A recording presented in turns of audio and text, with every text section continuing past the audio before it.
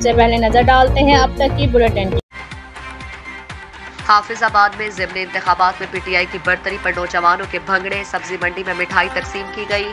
शहर के मुख्तलिफ इलाकों में नौजवानों ने पंजाब में ज़िमनी इलेक्शन की जीत की खुशी में मिठाइयाँ तकसीम की, ढोल की थाप पर भंगड़े डाले।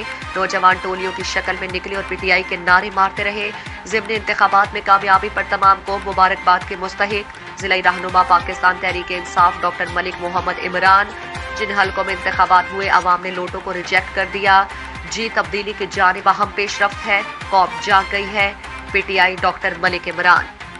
2 बैग्स के साथ अब मिले पीक फ्रेंड्स केक अप भी। तन्नार noodles and Peek Freans cake up, बोरियत भगाए, गुडनेस बढ़ा। किया है कोका कोला ने। कोका कोला और दिल दोनों खोले और जी कोका कोला, रियल मैजिक।